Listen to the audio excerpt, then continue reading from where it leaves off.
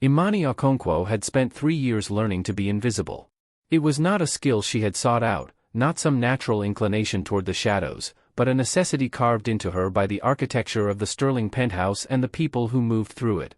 The apartment spanned the entire top floor of a glass tower that pierced the Manhattan skyline, a monument to wealth so vast it rendered human beings into functional objects. The maids were objects. The chefs were objects. The drivers, the assistants, the security guards stationed at every entrance, all of them objects arranged in service to one man's empire. Imani had accepted this arrangement with the same quiet resignation she had applied to every other hard truth in her life. She wore the gray dress and the white apron because they were the uniform of her invisibility, and invisibility, she had learned, was its own form of power. She was 34 years old, with hands that remembered things her mind preferred to forget. Her mother had died 6 years earlier, a fall in a nursing home that should never have happened, a lawsuit that went nowhere because the facility had better lawyers, and the woman who fell had been poor and black and already half forgotten by a world that had never seen her clearly in the first place. Imani had been a certified nursing assistant then, still young enough to believe that paperwork and proper channels would yield justice. She had learned differently. She had learned that the elderly, especially the ones without powerful families to advocate for them, were treated as inconveniences to be managed rather than lives to be honored. That lesson had calcified into something hard and unyielding in her chest, a core of vigilance that she carried into every room, every job, every interaction with the people who held power over the vulnerable. Dr. Cecilia Sterling was not vulnerable in the way Imani's mother had been. She was 71 years old, confined to a wheelchair by the progressive muscular deterioration that had stolen her mobility but left her mind as sharp as a scalpel. She had been a professor of African American studies at Columbia for 34 years, had published 3 books that were still assigned in seminars across the country, had built a reputation so formidable that her students either rose to her standards or withered under the weight of their own inadequacy. She was also, Imani had discovered within the first week of her employment, one of the kindest people she had ever known. The kindness was not soft or sentimental. It was the kindness of a woman who had survived the civil rights movement, who had been spat on during marches and dismissed by tenure committees and told repeatedly that her mind was too fierce for a woman of her background. That kindness was a choice, made anew each day, and it extended to the woman in the gray dress who braided her hair every Friday morning. The braiding was a ritual they had developed in those early weeks, when Imani was still learning the contours of Cecilia's needs and Cecilia was still deciding whether this new caretaker could be trusted. Imani would position the wheelchair before the large window overlooking Central Park, the morning light falling across Cecilia's silver hair, and she would work the comb through the tangles with the same slow, patient rhythm her mother had used on her own hair when she was a child. They did not always speak during these sessions. Sometimes Cecilia read aloud from whatever book was currently occupying her formidable attention. Recently it had been a dense volume on the transatlantic slave trade's economic infrastructure, and Imani would listen, learning things she had never been taught in school, absorbing the weight of history through the old woman's measured cadences. Other times they sat in silence, the only sounds the whisper of the comb and the distant hum of the city far below. It was in those silences that Imani understood she had found something she had not known she was looking for, a woman who reminded her of her mother, who deserved the same fierce protection her mother had not received. The Tuesday jollof rice was another thing entirely. That tradition had begun when Imani, during her first month, had mentioned offhand that her mother's jollof was the best she had ever tasted, and Cecilia had raised an eyebrow and said, in that imperious tone that had cowed generations of graduate students, that such a claim required substantiation. Imani had brought a small container the following Tuesday, more out of defiance than hospitality, and Cecilia had taken one bite before closing her eyes and saying, simply, "Tuesday it is." For 3 years, Imani had made the rice every Tuesday morning, bringing it up from the staff kitchen to Cecilia's private sitting room, and for 3 years, they had eaten together, the billionaire's grandmother and the maid, sharing a dish that connected them to a continent and a heritage that the sterling fortune could not buy and the gray dress could not erase. Marcus Sterling was a ghost in his own home. Imani saw him perhaps twice a week, usually at a distance, always moving with the focused urgency of a man who had built something enormous and was terrified of watching it crumble. He was 42 years old, with the kind of face that belonged on magazine covers about young titans of industry, but there was something in his eyes that suggested he had never quite forgotten where he came from. Imani had done her research, as she did with every employer after what happened to her mother, and she knew the outlines of his story. Raised by Cecilia after his mother's death and his father's subsequent disappearance into alcoholism and neglect. Scholarships to prestigious schools. A tech startup in his 20s that had made him wealthy beyond imagination. A pivot into real estate that had transformed that wealth into an empire. He had never married, though the society columns speculated endlessly about his romantic life, and he remained fiercely, almost pathologically devoted to the woman who had raised him. That devotion was why Imani tolerated the rest of it. The way the other staff members moved in silence, afraid to make noise in a space that belonged to him. The way the security guards scanned everyone who entered with the same blank, assessing gaze. The way the penthouse itself seemed designed to remind visitors of their insignificance, with its soaring ceilings and its art that cost more than Imani would earn in a lifetime and its windows that made the rest of the city look like a collection of toys spread out for someone else's amusement. Marcus Sterling did not create this world out of cruelty, Imani suspected. He created it out of fear, out of a desperate need to control everything after a childhood in which he had controlled nothing. But the effect was the same regardless of the intention. People became objects. And Imani, who had been an object in a dozen different houses across a dozen different years, had learned to move through those spaces like a shadow, watching everything, trusting no one. Simone Devereux had been in the penthouse for 8 months when Imani walked into the sitting room and saw the handprint on Cecilia's face. The engagement had been announced 3 months prior, a press release that had dominated the lifestyle sections for a full week, accompanied by photographs of the couple at various charity galas and cultural institutions. Simone was 29 years old, descended from old money that predated Marcus's fortune by several generations, and she had the kind of beauty that seemed engineered to appear in photographs. High cheekbones. Flawless skin. Hair that fell in waves that Imani knew cost hundreds of dollars to maintain every few weeks. She smiled often for cameras, laughed with the appropriate brightness at Marcus's side, and spoke in a voice that had been trained to convey warmth without ever actually generating any. Imani had watched her from the beginning. It was not jealousy that sharpened her attention, she had long since made peace with the distance between her world and the world of people like Simone Devereux, but something closer to instinct, the same prickle of awareness that had warned her about a nurse at her mother's facility weeks before the fall that had killed her. Simone was kind to Marcus in public, affectionate in ways that seemed calculated for maximum visibility. She was kind to Cecilia in Marcus's presence, calling her grandmother Sterling with a warmth that Imani could hear the absence of the moment Marcus left the room. What Simone was when no one with power was watching was something else entirely. Imani had seen it in small moments over those 8 months. The way Simone's face would go blank when she thought she was unobserved, the animation draining away to reveal something flat and cold beneath. The way she spoke to the staff when Marcus was not present, her voice carrying the same tone one might use to address a malfunctioning appliance. The way she looked at Cecilia when the old woman's back was turned, her eyes holding something that Imani recognized with a chill that settled deep in her bones, the impatience of someone waiting for an obstacle to be removed. The sitting room was Cecilia's private space, the one area of the penthouse where she had insisted on maintaining control. It was decorated with her own things, books from her personal library, photographs of her late husband and her younger self at protests and podium speeches, a collection of West African textiles that she had gathered during her research trips decades ago. Imani had been in that room hundreds of times, had eaten jollof rice on the small table by the window, had listened to Cecilia read aloud while the afternoon light shifted from gold to amber to the deep blue of evening. It was the one place in the Sterling Empire where Imani felt something close to safe, where the hierarchies of wealth and employment seemed to dissolve into something more human. She had been returning from the market on that Tuesday, the ingredients for the jollof rice heavy in her canvas bag, when she noticed the door was not fully closed. It was a small thing, an inch of space between the door and the frame, but Cecilia was meticulous about her privacy, and the door was always closed when she was inside.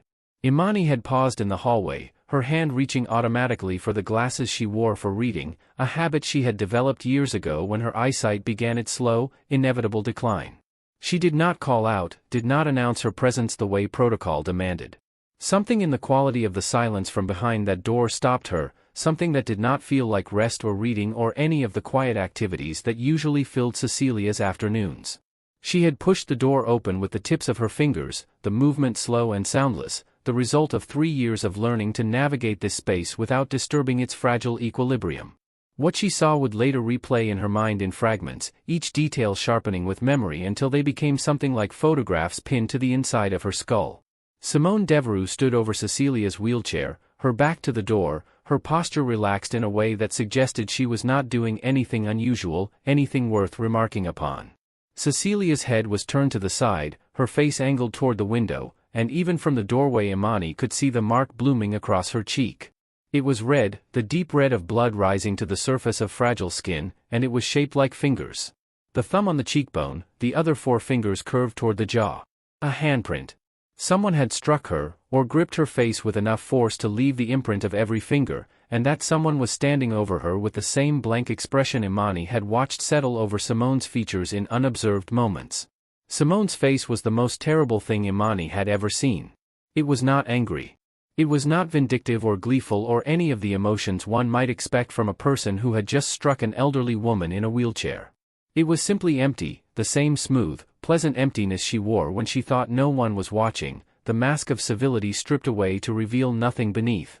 She was adjusting her diamond bracelet as Imani watched, sliding it back into place on her wrist with the casual movement of someone who had just completed a minor task, and her eyes were fixed on Cecilia's face with an expression that might have been curiosity, might have been satisfaction, might have been nothing at all.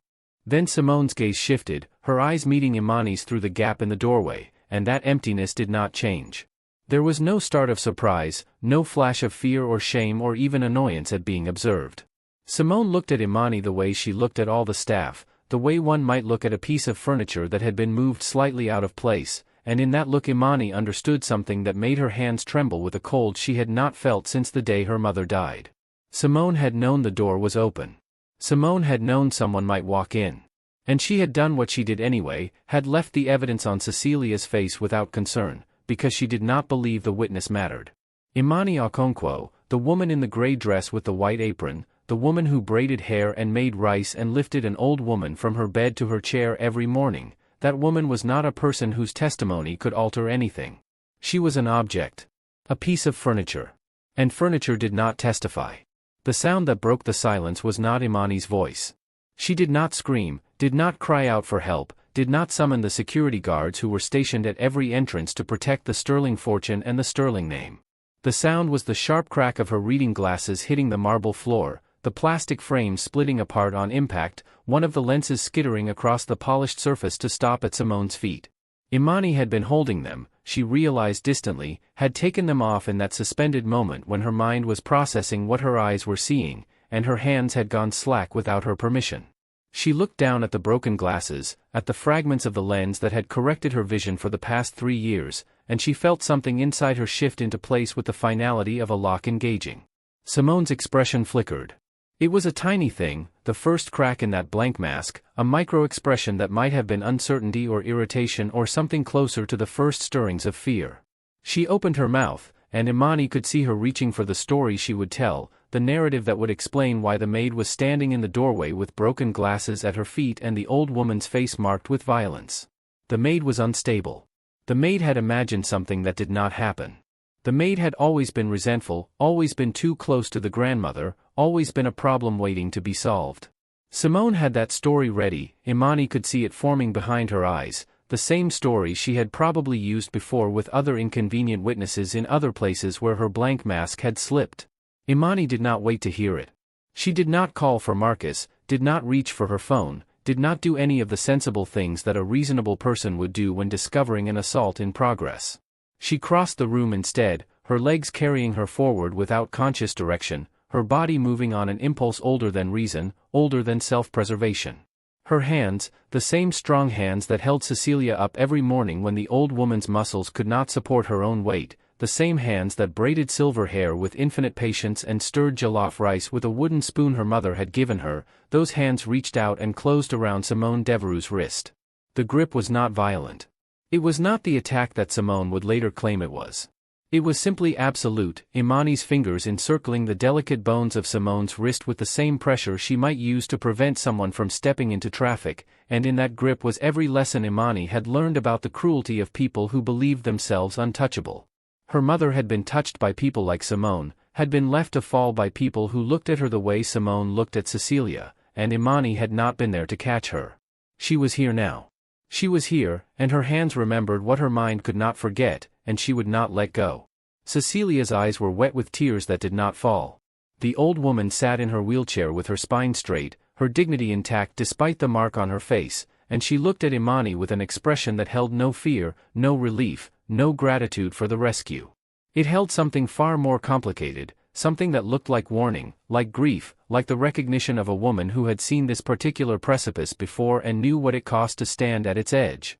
Her lips moved, forming words that Imani could not hear over the roaring in her own ears, but she understood them nonetheless. Don't let her make you like her. It was the same plea Imani had seen in her mother's eyes during those final weeks, when the nursing home staff had grown impatient with a woman who could not walk, who could not feed herself, who had become an inconvenience in a facility that promised care but delivered only management. Don't become what they are. Imani's grip did not loosen.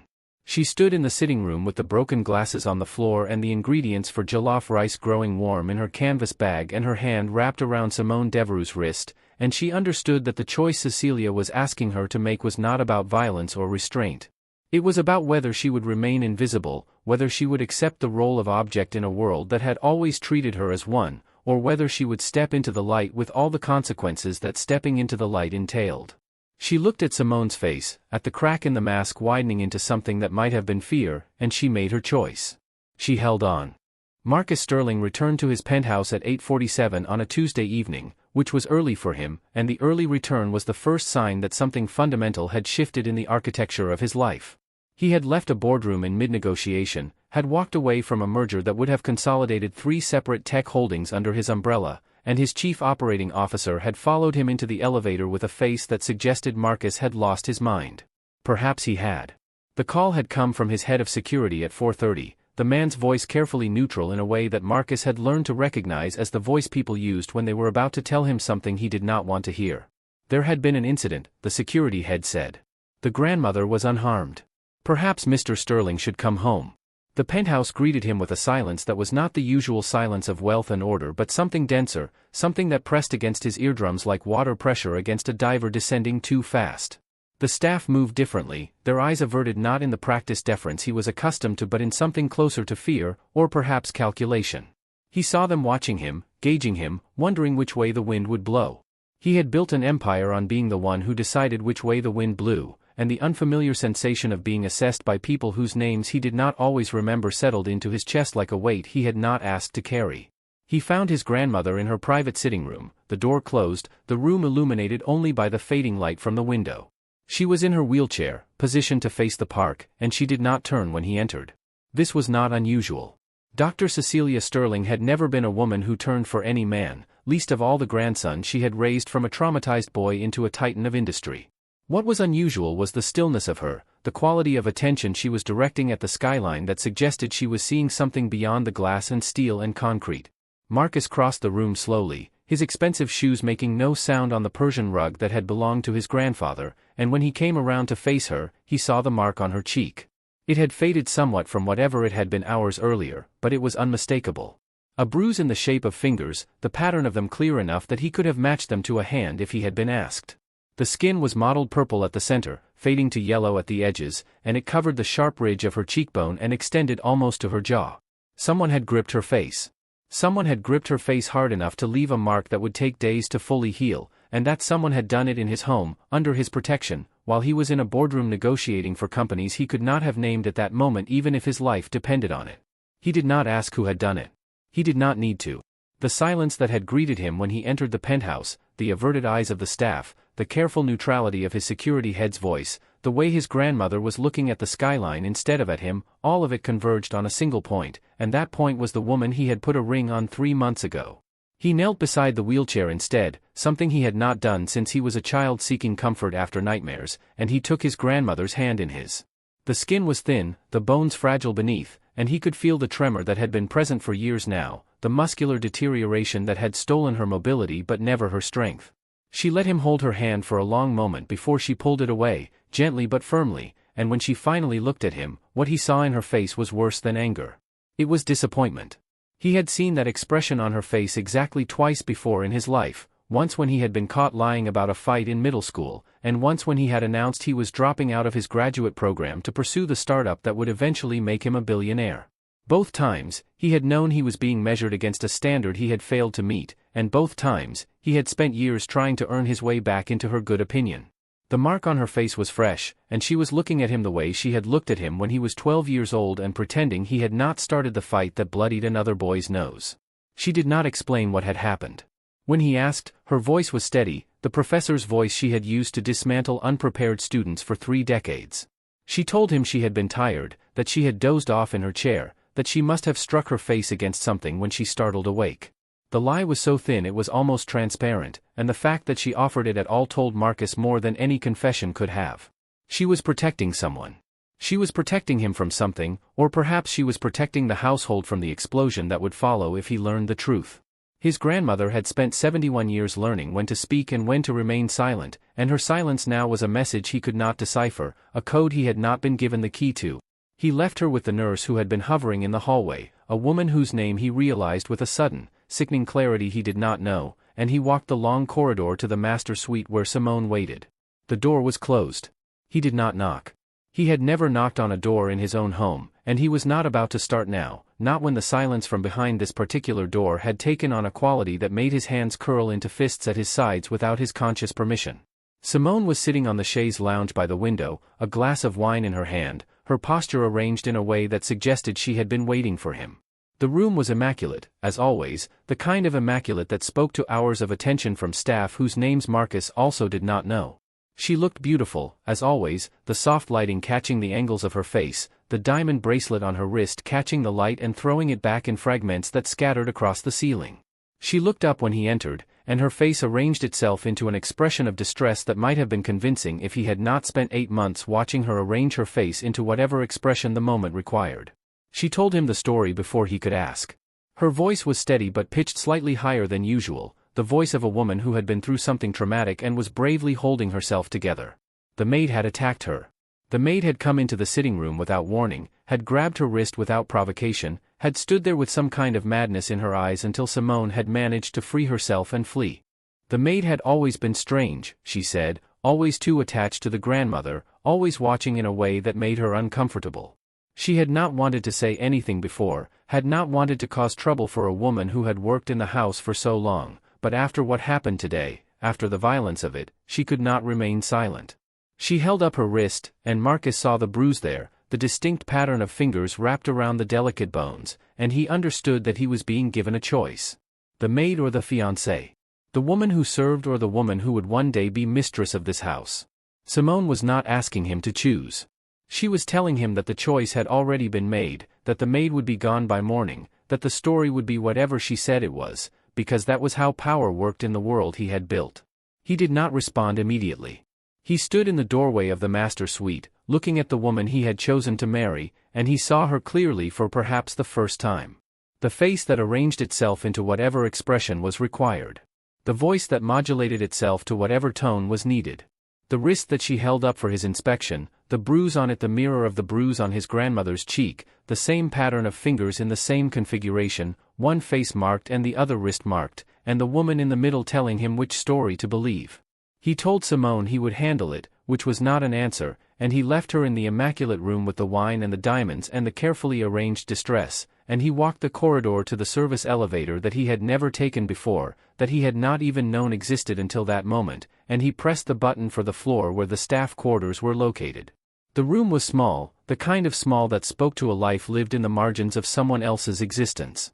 Imani Okonkwo was sitting on the edge of the narrow bed when he entered, her hands folded in her lap, her posture the posture of someone who had been waiting for a long time and had used the waiting to arrange her thoughts. She was not wearing the gray dress and white apron that constituted her uniform. She was wearing a simple cotton shirt and worn jeans, and without the uniform she looked different, looked like a person rather than a function, looked like someone who had a life outside these walls that he knew nothing about.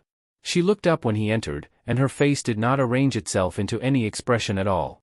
She looked at him the way she looked at everything, he realized, with the steady, unblinking attention of someone who had learned to see clearly because being wrong about what she saw could cost someone their life. He closed the door behind him, and the room became a box within a box, a small space of silence within the larger silence of the penthouse.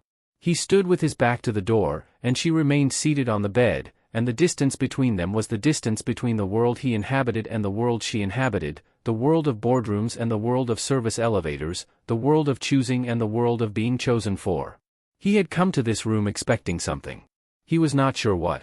A denial, perhaps. A plea for mercy. The kind of desperate explanation that people offered when they were caught in something they could not explain away. She gave him none of those things. She sat with her hands folded, her back straight, her eyes on his face, and she waited. He asked her what happened. He did not phrase it as a question, did not use the voice he used in boardrooms to extract information from reluctant witnesses. He simply said the words, and she answered them, and her answer was not what he expected. She did not accuse Simone. She did not defend herself. She told him, in a voice so low and steady it seemed to come from somewhere deep in her chest, what she had seen when she pushed open the door to Cecilia's sitting room. She described the position of the wheelchair, the angle of his grandmother's head, the mark on her cheek that was shaped like fingers. She described Simone's face, the blankness of it, the way she adjusted her bracelet afterward, the way she looked at Imani without surprise or fear or shame. She described the broken glasses on the floor, the lens that skittered across the marble, the sound they made when they hit. She described her own hand closing around Simone's wrist, and she did not apologize for it, did not explain it away, did not offer any of the softening language that people used when they were trying to make violence acceptable. She held his gaze the entire time she spoke, and when she finished, she did not add anything more. She simply stopped speaking, and the silence that filled the room was the same silence that had filled the penthouse when he returned, the silence of something waiting to be acknowledged. She told him one more thing, in that same low, steady voice, and this was the thing that cracked something open in his chest that he had been holding closed for a very long time. She told him about the cameras. The sitting room had 2 cameras, one aimed at the door and one aimed at the window, standard security for a room occupied by a vulnerable elderly woman. Both cameras had been disabled at 2:17 that afternoon, according to the logs she had checked on the security tablet in the kitchen. She had checked the logs, she said, because she knew the house. She knew its rhythms, its systems, its silences. She had been in this house for 3 years, and she had learned to see it the way one learned to see the face of someone one was responsible for protecting. The cameras had been disabled by someone who had access to the security system, someone who knew which cameras covered which rooms, someone who had planned to be in that room at that time without being recorded. She did not say the name. She did not need to. Marcus Sterling stood in the small room with his back against the door, and he felt the world he had built begin to shift beneath his feet. The cameras had been disabled. The cameras in his grandmother's sitting room, the cameras he had installed himself after she moved into the penthouse, the cameras that were supposed to ensure that no one could harm her without being seen. Someone had disabled them.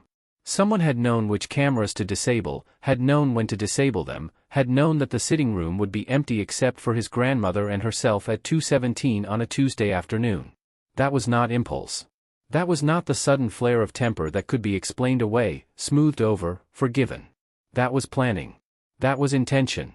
That was something that had been waiting beneath the surface of his life for 8 months, something he had not seen because he had not wanted to see, because seeing it would require him to acknowledge that the woman he had chosen, the woman he had brought into his grandmother's home, was not what she appeared to be.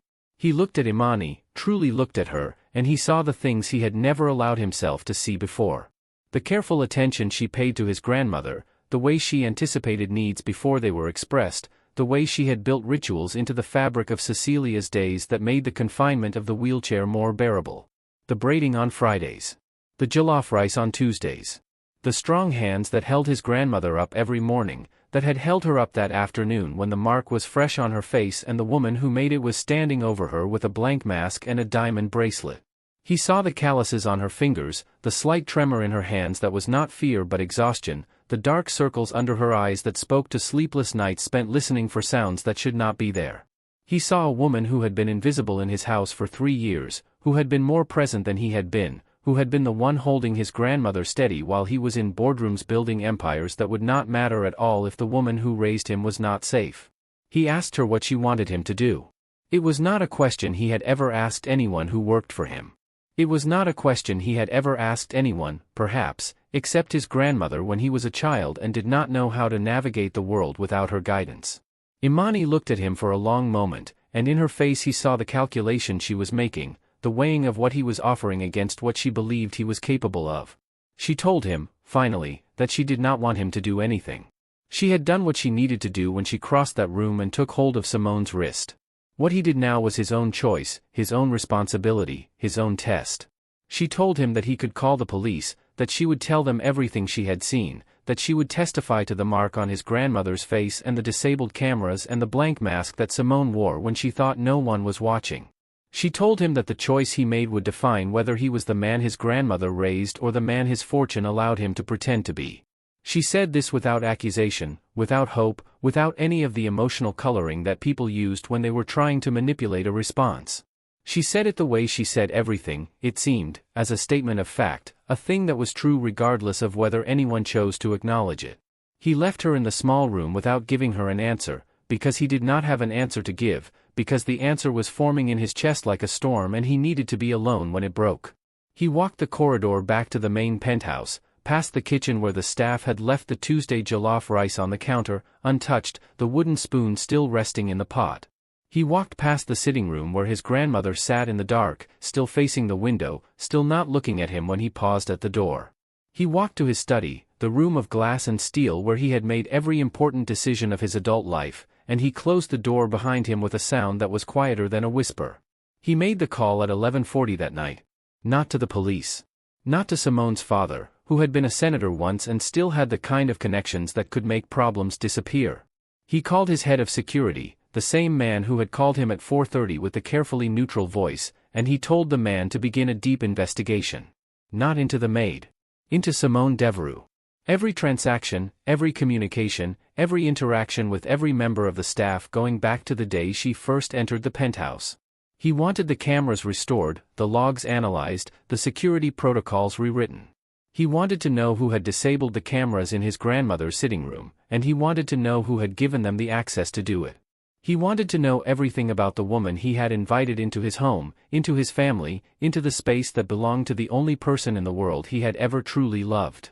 He sat in the darkness of his study after the call ended, the city lights filtering through the windows in patterns of gold and white, and he thought about the woman in the small room with the calloused hands and the steady voice. She had crossed a room to protect his grandmother. She had grabbed Simone Devereux's wrist with the same hands that braided silver hair and stirred jollof rice, and she had held on, had not let go, had not backed down when the woman with the diamonds and the old money and the carefully arranged face had looked at her with that blank, dismissive emptiness. She had done what he should have done. She had been present when he had been absent. She had seen what he had refused to see.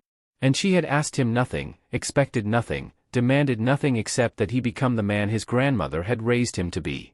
The storm in his chest had not broken. It had gathered, consolidated, taken shape. He sat in the dark and let it form, let it become something he could use, something he could direct. The merger could wait. The boardrooms could wait. The empire he had built from nothing could wait, because none of it meant anything if the woman who had built him was not safe. He would handle Simone. He would handle the investigation, the evidence, the careful dismantling of the life she had been building inside his walls. He would handle it the way he handled everything, with patience and precision and the absolute certainty that there was no force in the world that could stand against him when he decided to move. But first, he had to become something he had not been for a very long time. He had to become worthy of the woman in the small room, the woman who had held his grandmother steady when he had not been there to do it himself. He sat in the darkness of his study, the city glittering below him, and he began the long, silent work of becoming that man. The days that followed rearranged the penthouse into something unrecognizable. The change was not announced, not discussed in any of the formal ways that usually governed the household's operations.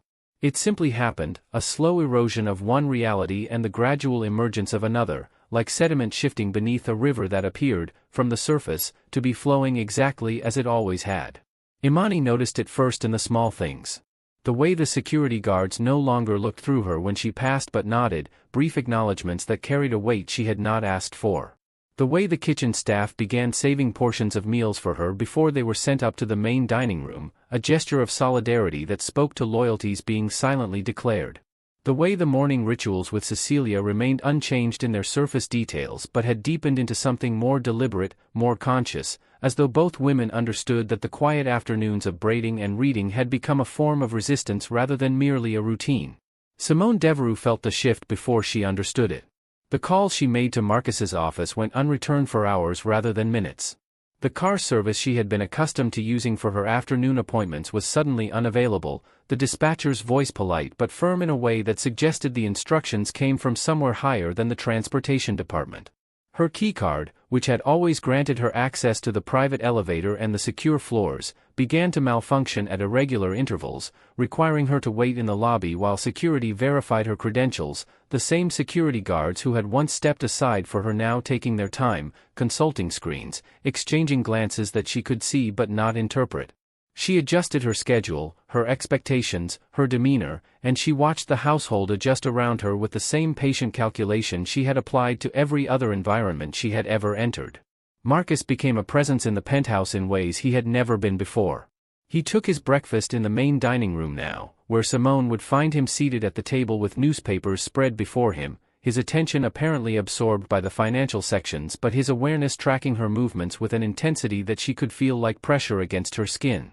He cancelled his travel schedule, the Tokyo meetings and London briefings deferred with brief phone calls that she overheard through the walls of his study, his voice calm and final in a way that brooked no argument. He appeared in Cecilia's sitting room at odd hours, afternoons when he had always been at the office, evenings when he had always been at galas, mornings when he had always been asleep.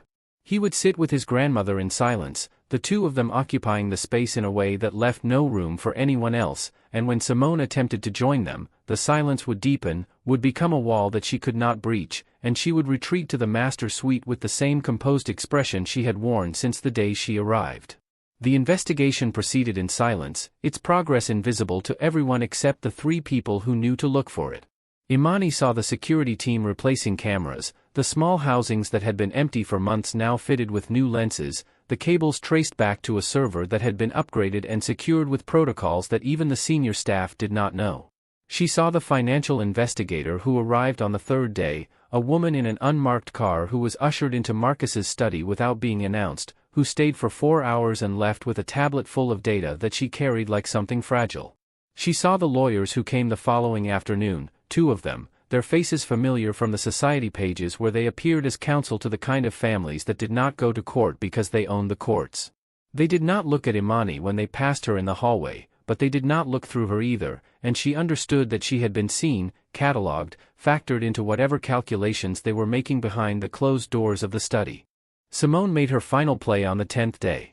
It was a Tuesday, the day of the jollof rice, and the coincidence was not lost on Imani when she was summoned to the master suite by a text message that arrived on her personal phone, a number she had never given Simone Devereux appearing on her screen with a command that was not phrased as a question.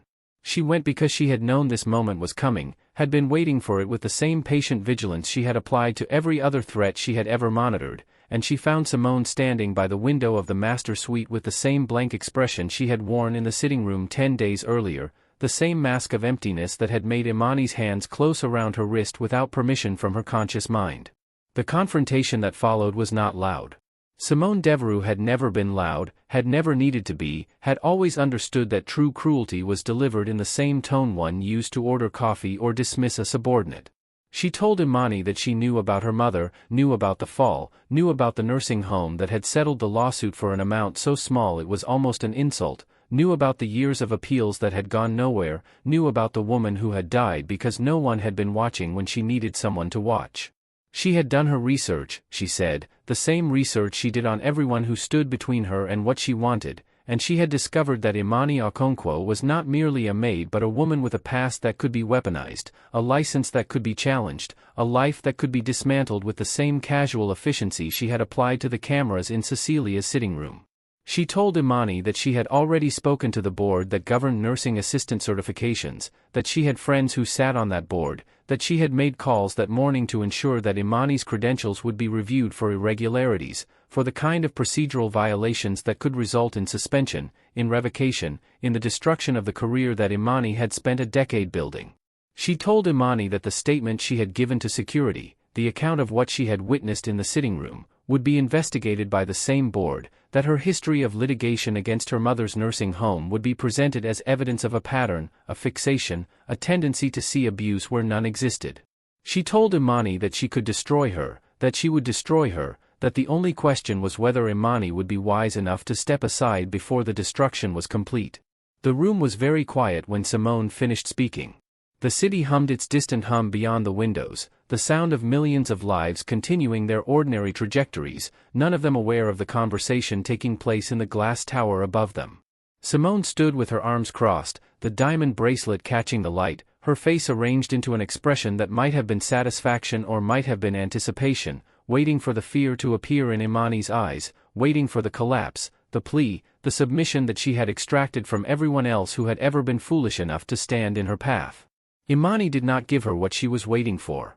She stood in the doorway of the master suite, the same doorway she had stood in 10 days earlier when the world had shifted beneath her feet, and she felt something settle into place inside her chest that had been shifting, waiting, gathering weight since the moment she had seen the handprint on Cecilia's face. She looked at Simone Devereux, at the careful composure, the calculated cruelty, the absolute certainty that she was the one holding all the power in this room, and she told her, in a voice that was low enough that Simone had to lean forward to hear it, that Marcus knew everything. She told her about the cameras, the disabled cameras and the restored cameras, the logs that had been analyzed, the security team that had been working for 10 days to trace every access point, every override, every moment when the systems that were supposed to protect Cecilia Sterling had been compromised. She told her about the financial investigation, the transactions that had been traced, the accounts that had been opened in names that Simone thought no one would think to check, the money that had moved through those accounts to pay for services that could not be discussed in polite company. She told her about the staff who had been interviewed, the assistants who had been let go in the years before Marcus came into her life, the pattern that had emerged from their testimonies, the same pattern repeating itself across years and cities and households, the same blank mask, the same calculated cruelty, the same absolute certainty that no one would ever believe the people she had hurt. She told her, finally, about the device in the pocket of her gray dress, the recorder that had been running since she entered the room, the same device that Marcus's security team had given her the day after the incident in the sitting room, when they had realized that the only witness they trusted was a woman in a gray dress who had spent 3 years learning to be invisible. She pulled the device from her pocket, small and black and unremarkable, and she held it up so Simone could see it, could see the light that indicated it was still recording, could see the reality of her own words being captured, preserved, rendered into evidence that no amount of money or connections could erase. The mask cracked. Not slowly, not gracefully, but all at once, the composure that Simone Devereux had cultivated for 3 decades shattering into something raw and undisguised, something that looked like fear and rage and disbelief all compressed into a single expression that transformed her face into something almost unrecognizable. She stepped forward, her hand reaching for the device, and Imani stepped back, not in retreat but in invitation, her body positioned in the doorway so that anyone passing in the corridor would see the scene unfolding, would witness whatever happened next. Simone stopped, her hand suspended in the air between them, her breath coming faster now, her calculation shifting, recalibrating, searching for the exit that she had not anticipated needing because she had never anticipated losing. The sound that came from the corridor was not loud, but it was absolute.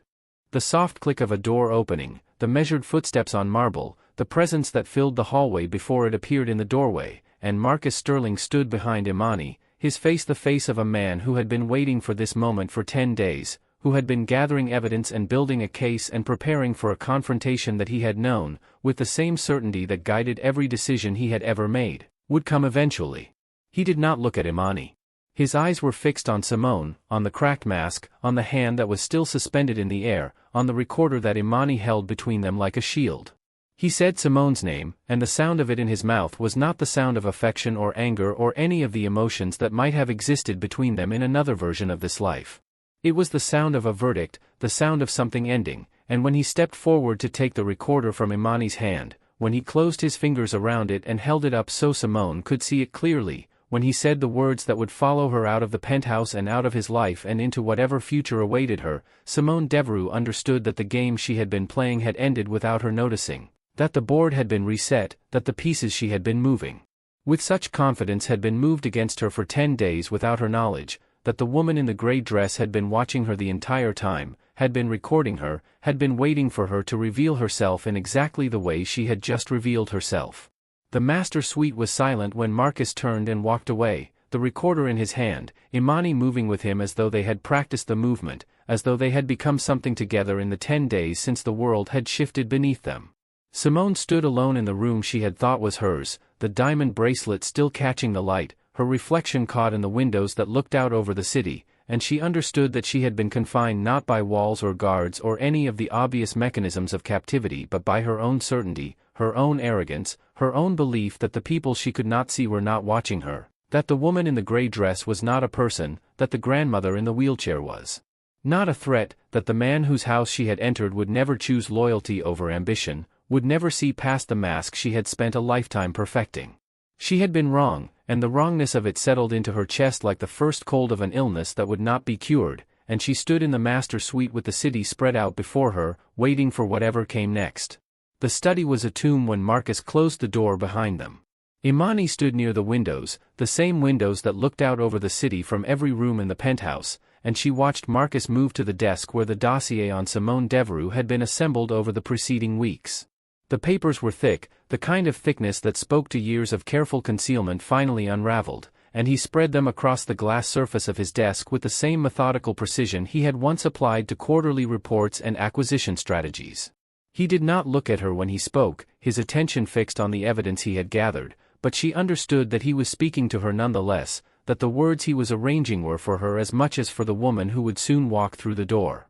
Simone arrived 12 minutes later, summoned by a message that Imani had sent from Marcus's phone, the words brief and final in a way that left no room for negotiation.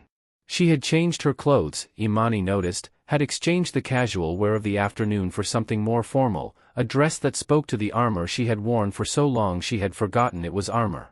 Her face had been reassembled, the cracked mask repaired, the composure restored, but there was something in her eyes now that had not been there before, something that looked like the first stirrings of understanding, the recognition that the game she had been playing had shifted into a register she could not control. Marcus gestured to the chair across from his desk, and Simone sat because there was nothing else to do, because the room had become a stage and she had been given her mark and the only remaining question was what lines she would be allowed to speak before the curtain fell. He did not sit. He stood behind the desk, his hands flat on the glass surface, the dossier spread before him like a map of a territory she had thought was hers alone, and he began to read. He read in a voice that was not loud, that did not need to be loud, that carried through the silent study with the weight of something that had been waiting for this moment for a very long time.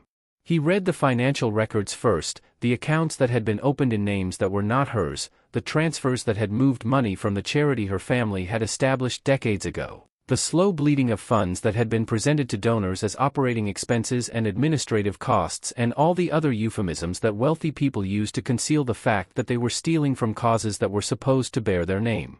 He read the timeline of the charity's decline, the grants that had gone unfunded, the programs that had been cut, the families that had been promised assistance that never arrived, and he did not look up from the papers when Simone's breath caught, when her hands tightened on the arms of the chair, when the composure she had worked so hard to maintain began to show the first hairline cracks. He read the employment records next, the testimonies that his investigators had gathered from former staff members who had worked in the households where Simone had lived before she came to him. He read the names of women who had been fired for theft that was never proven, for incompetence that was never documented, for attitudes that were never defined. He read the accounts of the settlements that had been paid, the non-disclosure agreements that had been signed, the silence that had been purchased with money that came from the same accounts that were supposed to be funding scholarships and medical research and the other noble causes that the Devereux name had been attached to for generations. He read the pattern that emerged from the testimonies, the same pattern repeating itself across years and cities and households, the pattern of a woman who could not tolerate being observed, who could not tolerate witnesses, who needed the spaces she occupied to be empty of anyone who might see what she became when she thought no one was watching. He read the medical records last, and when he reached them, his voice changed, became something quieter, something that carried the weight of the only thing in this room that truly mattered to him. He read the report from the security analysis, the confirmation that the cameras in Cecilia's sitting room had been disabled from a device that was registered to Simone's personal phone, the timestamps that placed the disablement exactly 3 minutes before the staff logs showed Imani leaving the kitchen to go to the market. He read the account that Imani had given to the security team, the description of the handprint on Cecilia's face, the blank expression, the adjustment of the diamond bracelet, the way Simone had looked at Imani when she realized she had been seen, the emptiness in her eyes that was more terrifying than any rage could have been. He read the statement from the nurse who had treated Cecilia's face that afternoon, the documented bruising, the pattern that matched the dimensions of Simone's hand, the photographs that had been taken and sealed in evidence bags and stored in a location that Simone's lawyers would never be able to access without his permission. When he finished reading, the silence in the study was absolute. Imani had not moved from her position by the window, had not spoken, had barely breathed through the recitation that had transformed the glass and steel room into something that felt like a courtroom, a judgment hall, a place where the truth had finally been given a voice that could not be silenced.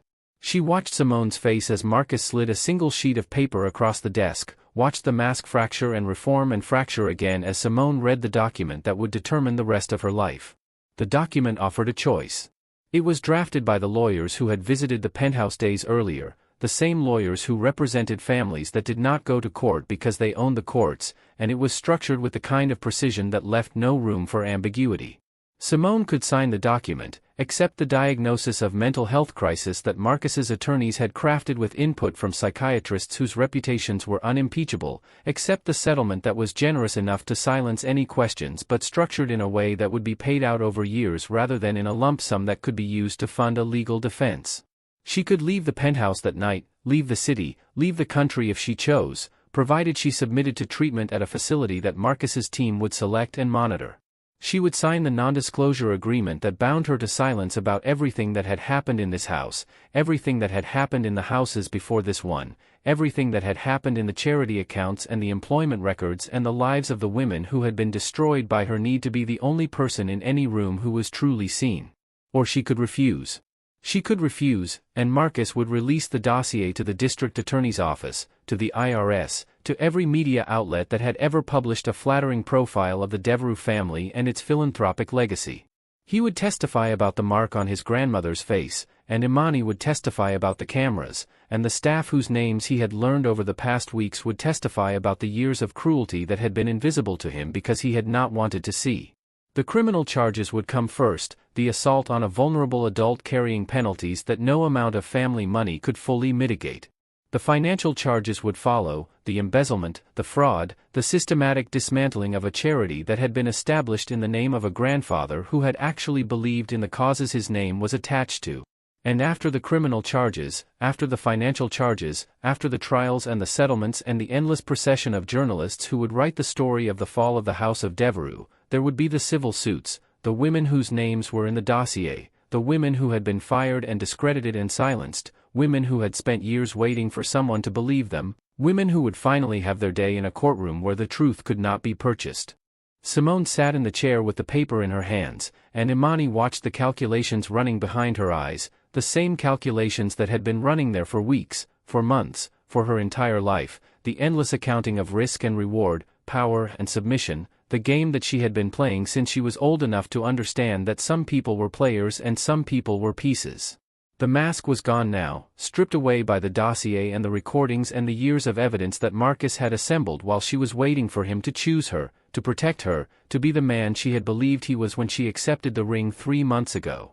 What was left beneath the mask was something Imani had seen before, in the faces of people who had spent their lives believing they were untouchable and had just discovered that touch was the only thing they had ever truly feared. She signed. It took her 3 minutes to read the document, 3 minutes that stretched through the study like hours, and then she signed it with the pen that Marcus placed before her, her hand steady, her signature the same elegant script that had appeared on charity board letters and social registries and all the other documents that had once defined a life that was ending in this glass and steel room. She signed the agreement to leave, to submit to treatment, to never speak of what had happened in the penthouse or any of the penthouses that had come before it.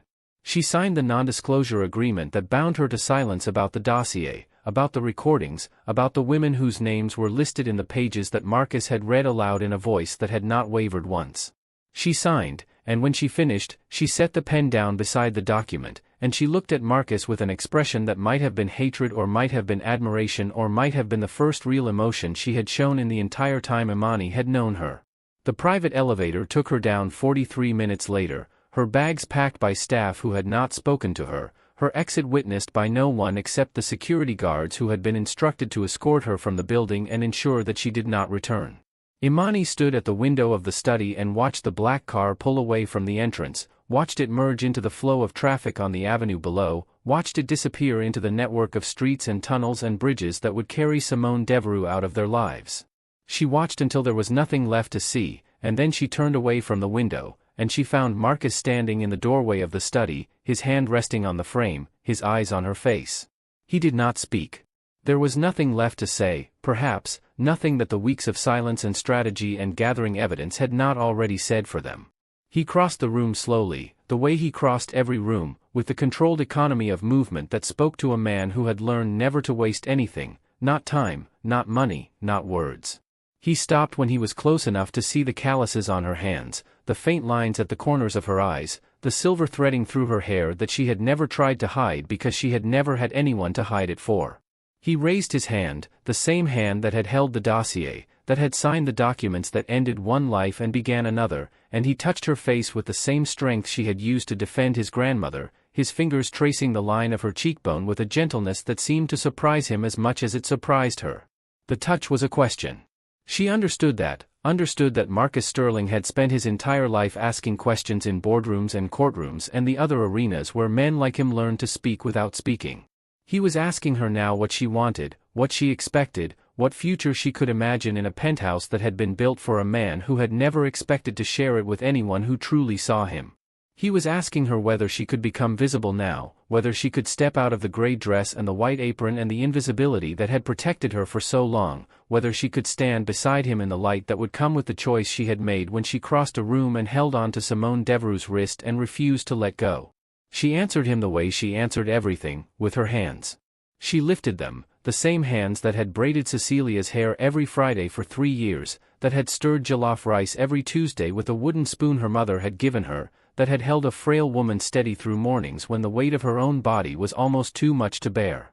She placed them on his chest, over the heart that was beating faster than she had expected, faster than the controlled exterior had prepared her for, and she pulled him toward her with the same absolute grip she had used on Simone's wrist, the same refusal to let go that had defined the moment when her world had shifted and she had chosen to shift with it. The study was dark when they finally moved away from the window, the city lights casting long shadows across the glass and steel, the dossier still spread across the desk, the signed document waiting for the lawyers who would file it in the morning.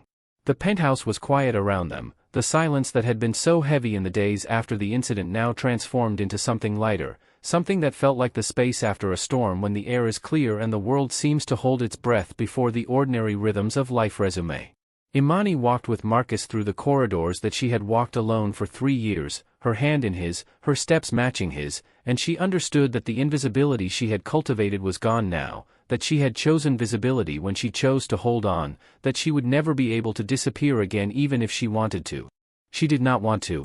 The thought came to her as they passed the sitting room where Cecilia sat in her wheelchair, facing the window, the same position she had occupied on the day everything changed. The old woman did not turn when they passed, did not acknowledge them, but Imani saw the reflection of her face in the glass, the faint smile that had not been there before, the satisfaction of a woman who had watched her grandson become the man she had raised him to be and who had found, in the unexpected places of life, a daughter she had not known she was waiting for. The door to the sitting room closed behind them, and Imani walked on, into the future that she had chosen when she crossed a room and held on, and she did not look back. The end. If you enjoyed this story, subscribe to receive more thrillers and dark romance delivered straight to your inbox. New chapters, exclusive content, and the first look at every new release await subscribers. Click to subscribe and never miss a story that will stay with you long after the final page of ***.